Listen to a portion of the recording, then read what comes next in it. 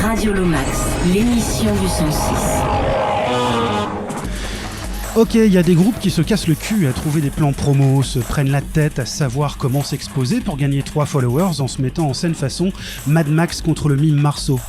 Et puis, il y a des groupes comme les Rainbow Girls, ce soir, qui font des centaines de milliers de vues en enregistrant des reprises de Bob Dylan au téléphone au coin d'une rue, d'une cage d'escalier, d'une banquette de bar. Et avec leur désarmante simplicité et leurs harmonies vocales du feu de Dieu, elles sont passées de musiciennes de rue à force tranquille de la folk d'aujourd'hui, à la force du poignet. Et on leur demande comment roule. Radio Lomax, l'émission du 106. Okay, thank you for being here, first and foremost. Merci. Would you be so kind as to introduce yourself again? Yeah, hi everybody. My name is Vanessa May. I'm Erin. Mm-hmm. I'm Caitlin. And you, Kat. Yeah, Okay, and we're Rainbow Girls. Okay. Nice to have you. Again, thank you for your time. Of course. Yeah. My pleasure. Okay, I will begin, if you if you will, with your name, the rainbow thing. You know, where does the moniker come from? Is it like a wink at the Indigo Girls, being, you know, the political and queer force they are? Mm-hmm. Or not at all? Maybe just more of a resume, of what you want to deliver. Sorry. I want to say yes. Okay, to everything. Yeah. Yes to everything. But we all met in college and university, Okay. and we all lived at this unofficial housing co-op for artists called Rainbow House. Okay. And we hosted an open mic night in our living room every Monday for 3 years. And we realized at the open mic that there were a lot of men who performed. And so we got together and we were like, let's just get all the girls to sing a song. And it was the most fun we'd ever had in our entire lives. So we were like, we have to do that again. And so we just kind of got dubbed the Rainbow Girls because we were the girls who lived at the house. And, you know, we kept meaning to, you know, actually name ourselves, but it just fit so well. We're all so similar and all so different, really. So it kind of felt like a whole spectrum. So that's the God's honest truth. But I want to say yes to the Indigo Girls. Everything is a wink to everything. Yeah. Yeah. Lots of winks in there. It's kind of crazy because it felt like we didn't name ourselves. We were bequeathed with a name, but as the years have gone on, I didn't listen to the Indigo Girls. I don't think any of us really, like, I knew the name, but I wasn't too familiar. And now as time has gone on, I feel like our trajectory has become similar to theirs in a way that we were not setting out to do, and in like a queer way, and in a just like being loud and honest and political. Like, so it's kind of funny that we're like paralleling them, but we did not know when we set out. Women with opinions. Yeah. They just like colors. Who would have thought? They stick to you. Yes. Okay. Colors. Yeah. Not women. Yeah. Okay, definitely. I mean,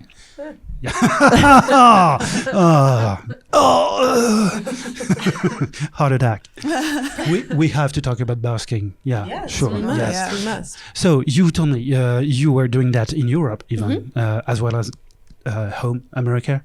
No, America isn't home. It's so vast that but California. yeah, California. Yeah. Are there? Yes, and I'm sure there are. Okay, I reformulate. What were the main differences you encountered touring the two continents?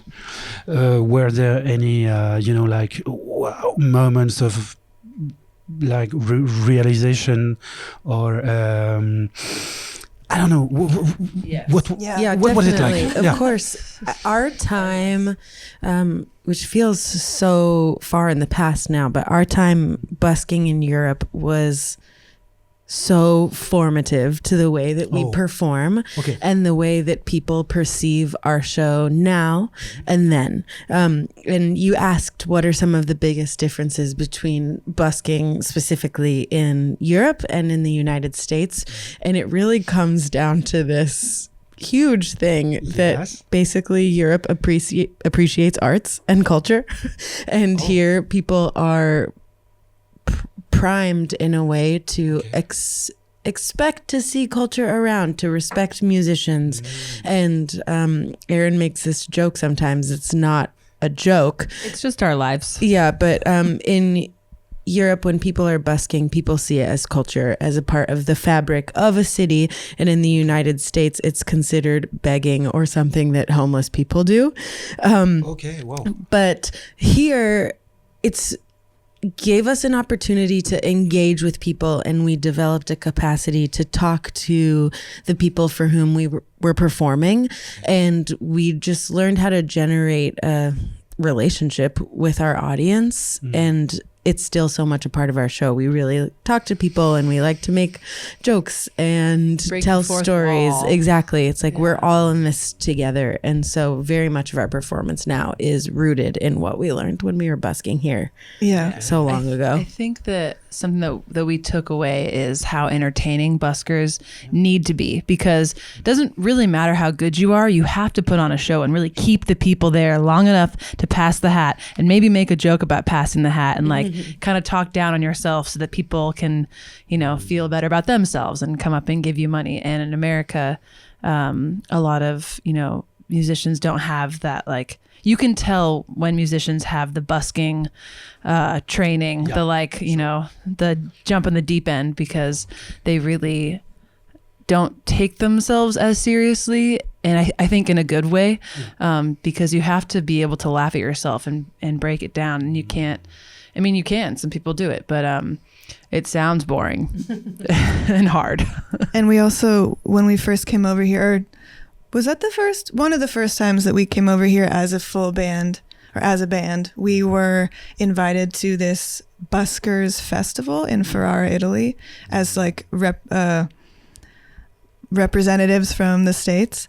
And so we were thrown into the deep end of all of these buskers who are European, pretty much. They're from all over. The best of the best. The best of the best. Like people that are used to busking in tourist locations, because like in the States, a lot of the touristy locations are still really loud and have a lot of like cars and traffic, whereas in Europe they're all in like plazas or places where foot traffic is a lot more common. So the buskers have way bigger crowds that literally encircle them, and they just learn that we're going to play for 20 minutes, then we're going to stop, we're going to wait, we're going to let this like mob move by, and then you're going to do the exact same thing again. Whereas we were like, we're going to just sing for 5 hours and kill ourselves and hope that anyone likes it. And then, but we learned like from the people at the festival, we learned from all of these friends that we made. We learned so much from the other people that have been doing it for so long, and we like stole their tricks, and they just like taught us. They gave us their tricks, but it was really eye opening, and we were doing it in such a different way, and then we came back with this like knowledge that we gained from the other buskers. Half hour power. Yeah. Same goes with theater. When you have a captive audience, you cannot entertain people the same way. Yeah, sure. Totally get it. Okay. To me, one band you have quite a bit in common would be Mountain Maine from Vermont. Thank you. I love them. Because they also put like harmonies and just the one guitar thing on the map again. How can such bands as they and you can maintain that kind of freshness using, what we call in France music de répertoire, which is like music with a past, with tradition behind. Like roots music, folk like music. Yeah, roots music, exactly. Sometimes old-timey songs. And so how do you do that? Well, we don't use just one guitar. anymore. No. Yeah, no, we, sure. we throw in some Yeah. other things. We got electric Sure. guitar and upright bass or electric bass, sometimes drums, beatboxing, Yeah, sure. Yeah. anything to kind of mix up, make them fresh. And also the songs that all of us write, I feel like can sound timeless. If you zoom out and you listen to the musicality of it, it sounds timeless. But if you listen to the meaning, it's a little more in the 21st century, which I think might keep it fresh, Yeah. spanning two worlds. Yeah, I think too, going back a little bit to your question about busking and how that's informed everything, like we play with just the three of us. So we're always challenged to make something interesting. And if we want to make a certain sound, we need to figure out how to do it ourselves with the people on stage. So I feel like that's it's fun for us and also an entertaining part for the audience. Okay, let's talk about Haunting, Yeah. which came out last year. On that one, yes, year we ago. have that. The British might say ghostly Yes. feeling Yes. passing through, and themes are maybe not darker, but really sometimes painfully personal. Loss, fear, trauma, death. That's the cycle. It's all there. Yeah, but you seem to offer a bit of light in the form of empowerment on these questions. Like if you manage to get through that, you'll be like a grown-up. Yeah, or Am I right? transformed.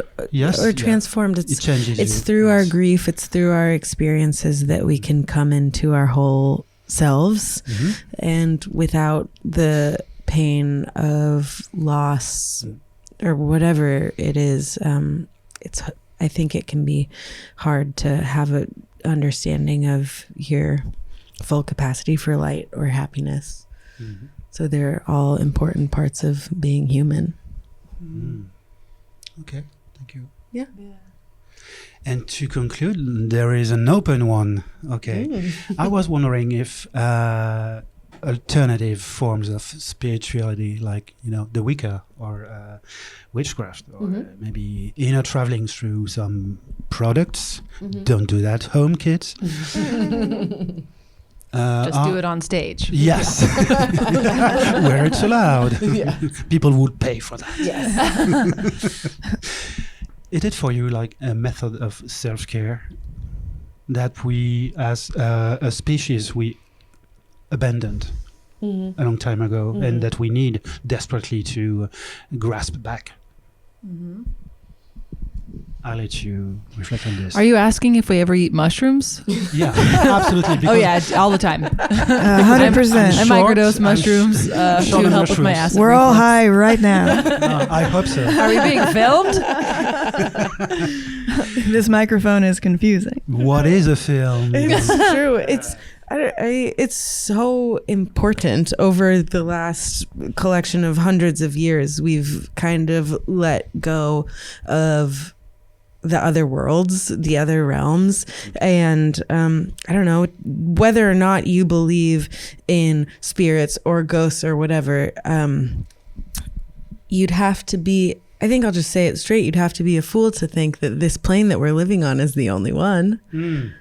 There's so much out there that we can draw on and connect to feel alive and feel connected to each other on this plane. It's impossible that we're here all by ourselves. Science is magic. It's true. Yes. Yeah. Quantum physics is magic. Yeah. Yeah. The quantum scale is magic. The female body is magical. I mean, let's like list some more magical things here. Yeah. Cats, aliens. Yes. Yeah. We all know that. I had a thought that I wanted to say. Now I totally forgot it. Is Yeah. Aleister Crowley still magic? I don't know Today? if he's still magic today. Oh. I mean, He had a lot of power, that's for Yeah, sure. sure. that's magic. Yeah, I'm That's not saying magic. it's good. Yeah. Or like, I'm not labeling it one way or another, but Yeah, powers is magic. it's true. Mhm. People can wield it. Yeah, I think no matter what you believe in religiously or not, the fact that energy doesn't get destroyed, it just gets transferred, I feel like is sure. Lavoisier. It's like one of the biggest things to point to. Not to, it can't prove anything, but it proves that the only thing that it does prove is that we don't know where everything goes, and things could be left behind or built up in a certain area because of science, because of physics, but we don't know enough to claim one way or the other. And I think keeping an open mind about it either way is the best way to learn the most you possibly can. Yes, that's what you just said, both of you. Quantum science is magic. What we deemed magic was science in a day. So the fact that something can affect something else, when it's not touching it or near it at all, like that is what we call magic, and magic is going to keep evolving, and that's just the word that we use to describe something incredible that we don't know how it works. Another word we use to describe it is art. In our attempts to understand what magic is. What is art? And I don't understand quantum physics, but I think my way and other people's way of processing it and trying to understand the things that I don't understand is creating art. Yeah, sure. Like I was referring to Crowley because he did sigils, and he to consecrate them, he used to put human bodily fluids on it, be it your imagination. Yes. Better have been placenta, because that's the most magical one of all. Yes. Just trying to balance the four humors. Blood, black bile, yellow bile, and phlegm. Sure. Science. As are we all. Science. But art is like giving a meaning to just a few human